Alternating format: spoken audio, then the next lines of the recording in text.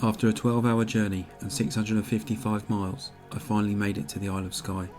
The real beauty of Scotland presents itself from Loch Lomond, and driving up the A82 through the Highlands and especially through Glencoe was absolutely mesmerising. Once you've crossed the Skye Bridge, be prepared to have your mind blown.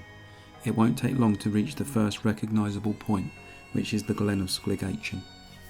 I was tired from the driving, but I had to take some shots, and although they won't be my favourite images from the trip, it certainly whet the appetite for things to come.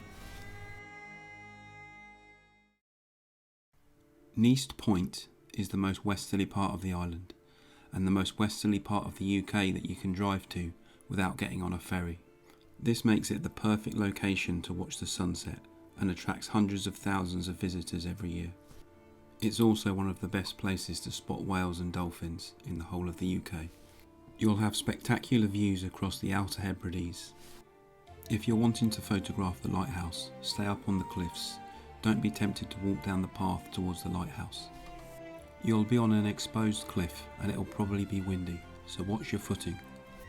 The forecast wasn't for a great sunset, but you never know, especially on the Isle of Skye.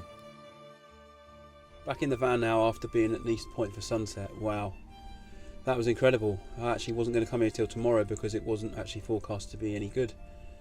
Sorry I didn't do any vlogging or talking while I was actually at the location of where I was doing the photographs, but it was just so windy I don't think you'd be able to hear me, and I'd have probably lost something over the side of the cliff if I'd have concentrated on too many things. But hopefully you've seen a couple of images, and hopefully you've seen a bit of video. It was beautiful. Now I'm going to head back to my hotel. I've got a hotel over in Portree.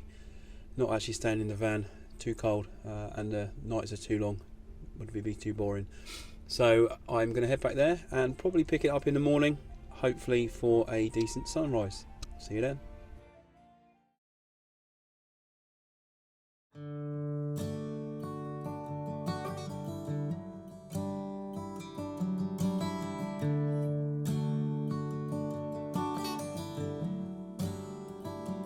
You ever wonder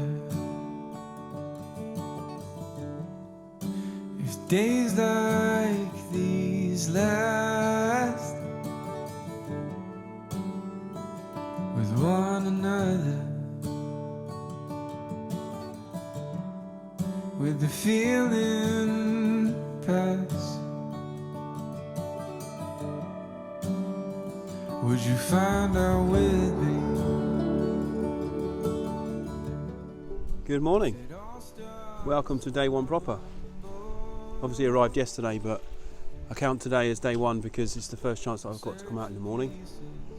I've come up to the Quiraing, which has been somewhere that I've wanted to visit ever since getting into photography, really, many years ago, and certainly one of the places I've been looking forward to the most on coming to Skye. I knew that there wasn't going to be much chance of real light this morning, but when you're in a location like this that's so otherworldly, it doesn't really matter.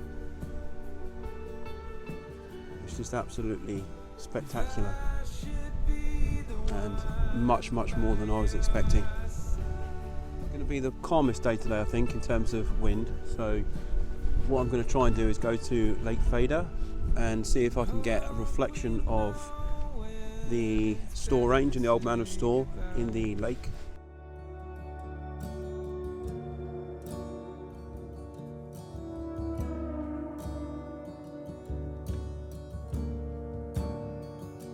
You ever wonder if we know what's best for one another?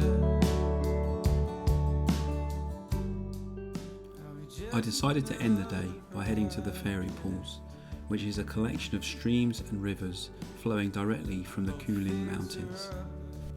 The fairy pools are crystal clear and are famed for people wild swimming, although I was never going to be doing that on this trip, it was way too cold.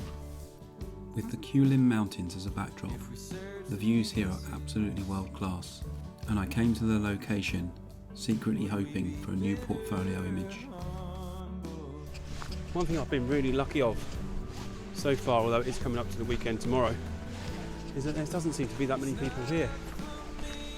I mean, the ferry pools here, where I am now, is usually absolutely rammed full of people. Obviously, more so in the summer, but even still, you'd expect that there would be more people than there is. But I've only passed 2 people on the way up. You can see a small group of people up out in front, but other than that, there's no one here. So happy days. I found my first composition. I found this 4 separate cascades of the waterfall coming down that makes a lovely frame that leads you up into the mountains.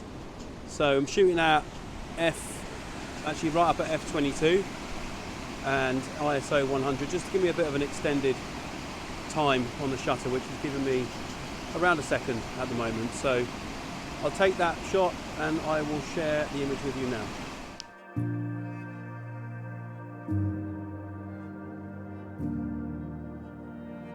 So just while I'm walking up to find another composition, just a few details should you wish to come and visit at any stage if you're lucky enough to find yourself on the Isle of Skye.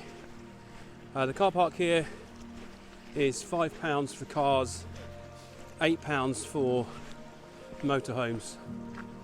Luckily for me, when I came in, the guy said actually I should only count as a car, so I only had to pay £5, which there's not many places on Skye that you do have to pay for. This place, Old Man of Store, to name a couple. Everywhere else seems, and Quiraing, everywhere else seems to be that you can kind of park in bays that don't cost. So I don't mind, because being from the south of England, I'm used to paying for pretty much everything. So for me to see this kind of place, £5 is great value. But yeah, amazing so far. I'll keep walking, see if I can find another composition. I did manage to find another composition, and this might just be one of my favourite photos I've ever taken.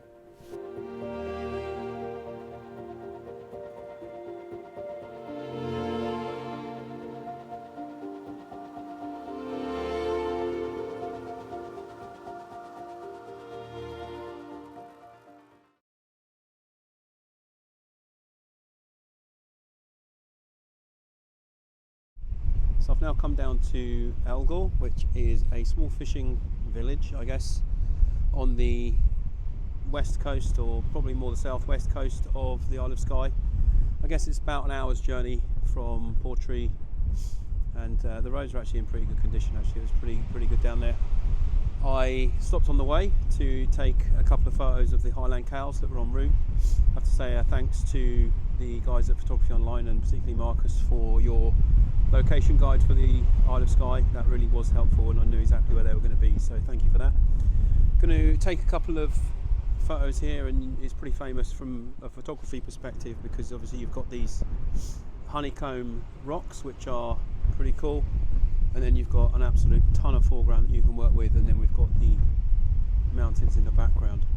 It's not ideal conditions for this location. It would be much better if it was a higher tide, but I had amazing conditions this morning for my trek up the Old Man of Store, and I was searching for something to do today and thought that this would be a good place to come.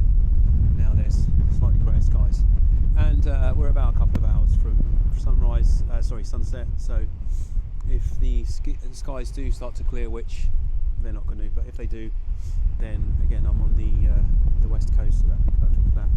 But I'll get on, take a couple of compositions, and then I'll show you what I get. See you in a bit.